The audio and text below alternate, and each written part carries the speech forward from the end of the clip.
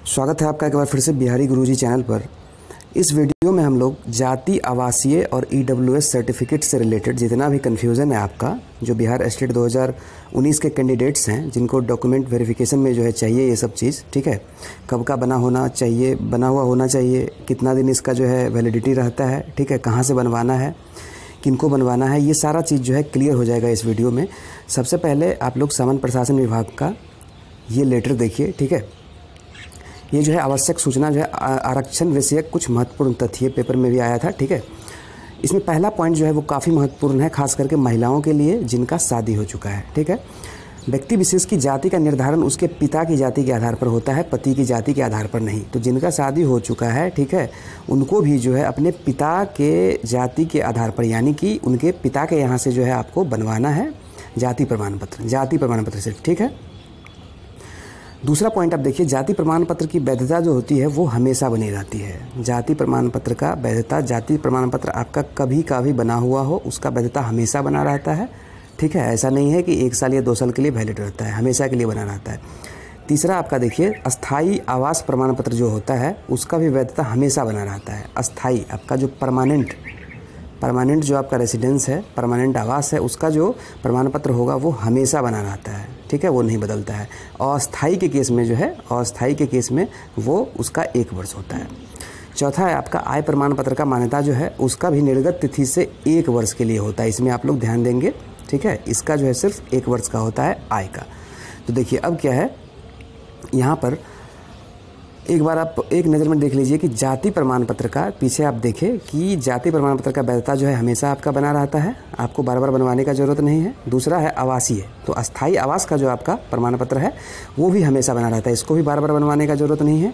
अब क्या है मामला कि देखिए यहाँ पे बताया आपको कि इनकम सर्टिफिकेट जो होता है वो उसका वैधता 1 साल होता है। तो जिस चीज़ में इनकम सर्टिफिकेट का ज़रूरत पड़ता है बनाने में, उसका भी वैधता 1 साल ही होता है, ठीक है। आसान भाषा में आप समझिए। तो ईडब्ल्यूएस, ठीक है, ईडब्ल्यूएस सर्टिफिकेट जो आप बनाएंगे तो इसमें इनकम सर्टिफिकेट का ज़रूरत पड़ता है, ठीक है। तो इनकम वाला का वैलिडिटी 1 साल है, तो इसका भी वैलिडिटी 1 साल हो जाएगा। तो ईडब्ल्यूएस सर्टिफिकेट का भी आपका जो वैलिडिटी है वो 1 साल हो जाएगा। इसी तरह से नॉन क्रीमी के केस में भी होता है, नॉन क्रीमी लेयर, ठीक है। उसके बाद जो है यहाँ पर आप देखिए कि ईडब्ल्यूएस सर्टिफिकेट का जो फॉर्मेट है उसमें भी लिखा हुआ है कि वैलिड फॉर द ईयर, कौन से ईयर के लिए ये वैलिड है, ठीक है। तो किसी एक पर्टिकुलर ईयर के लिए 1 साल के लिए वैलिड ईडब्ल्यूएस का होता है, क्योंकि इसमें आय प्रमाण पत्र का ज़रूरत पड़ता है, ठीक है। और ये जो है दोनों डिफरेंट चीज़ है, जब तक आपसे ये चीज़ नहीं मांगा जाए नॉन क्रीमी वाला बीसी और ईबीसी के केस में, ठीक है, तब तक नहीं। जहाँ पर जाति लिखा हुआ जाति प्रमाण पत्र, तो सिंपल जैसे आप जाति प्रमाण पत्र बनाते हैं वो आप बना सकते हैं, ठीक है, जाति प्रमाण पत्र का जहाँ पर जिक्र रहे। अब देखिए हाल ही में जो है न्यूज़ में आया है चीज़ कि प्रायोजन के निमित्त जाति, आय, आवासीय, क्रीमी लेयर रहित प्रमाण पत्र और आर्थिक रूप से कमज़ोर वर्ग का प्रमाण पत्र यानी कि ईडब्ल्यूएस निर्गत करने के लिए अंचलाधिकारी को सक्षम प्राधिकार बनाया गया है, ठीक है। उसके बाद देखिए कि इस व्यवस्था को सरल बनाने का प्रयास किया गया है ताकि अभ्यर्थियों को सुगमता से उपर्युक्त प्रमाण पत्र प्राप्त हो सके। इसलिए अब अंचलाधिकारी के स्थान पर, यानी कि सीओ के स्थान पर जो है राजस्व अधिकारी, ठीक है, रेवेन्यू ऑफिसर जिसको बोलते हैं, ये अंचलाधिकारी से जूनियर होते हैं, अंचलाधिकारी के नीचे ये रहते हैं, ठीक है।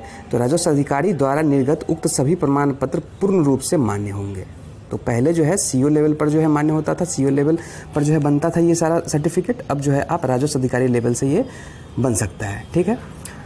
इन तीनों प्रमाण पत्रों को आवेदन करने के 10 दिन के अंदर ही बनाकर इन्हें देना होगा, ठीक है। तत्काल मामलों में, तत्काल जो बनता है आपका सर्टिफिकेट, तत्काल मामलों में इस प्रमाण पत्रों को 2 दिन में जारी करना होगा, ठीक है। तत्काल में आपको 2 दिन में जो है दिया जा सकता है। नई व्यवस्था 1 अप्रैल 2021 से लागू होगी। ये जो व्यवस्था है जो रेवेन्यू ऑफिसर के द्वारा जारी किया जाएगा, ये जो है आपका नया व्यवस्था 1 अप्रैल से लागू होगा। इससे पहले यानी कि 31 मार्च तक, इसका मतलब ये नहीं है कि इससे पहले आपका सीओ लेवल से बना हुआ है तो वो बेकार हो जाएगा, यानी 31 मार्च तक सीओ के स्तर से जारी ये सभी प्रमाण पत्र मान्य होंगे, ये भी आप देख लीजिए, ठीक है। उसके बाद जो है किनको बनवाना है, देखिए आवासीय के केस में आप देखिए कि स्टेट का जो नोटिफिकेशन था उसमें क्या दिया गया था, अर्हता में क्या लिखा गया था कि भारत का नागरिक हो तथा बिहार राज्य के निवासी हो। तो यहाँ पर जो है बिहार राज्य का निवासी होना अनिवार्य था, ठीक है, स्टेट के एग्ज़ाम में। तो हो सकता है आपसे सबको जो है ज़रूरी हो सकता है कि आपको दिखाना पड़ जाए रेसिडेंशियल सर्टिफिकेट जो है, या जो कह लीजिए आप बिहार राज्य के निवासी हैं, इस चीज़ को जो है, इस चीज़ के लिए सर्टिफिकेट आपको देना पड़ सकता है। तो आवासीय प्रमाण पत्र जनरली आप सभी लोगों के पास जो है रहता ही है, जनरली सभी लोग बनवाते ही हैं। तो सारा चीज़ जो है आप देख लीजिए आप लोग। इसके अलावा कुछ भी यदि कन्फ्यूज़न है, कोई भी डाउट है, तो नीचे कमेंट करके जो है बताइए, ठीक है, उसको हम देखेंगे। फिर जो है या तो वहीं पर आपको रिप्लाई मिल जाएगा, या नहीं तो फिर बहुत ज़्यादा लोगों का यदि एक तरह का प्रॉब्लम होगा, फिर हम उस पर एक सेपरेट वीडियो भी लाएंगे, ठीक है। मिलते हैं फिर एक नए वीडियो में नए इन्फॉर्मेशन के साथ। Thank you for watching.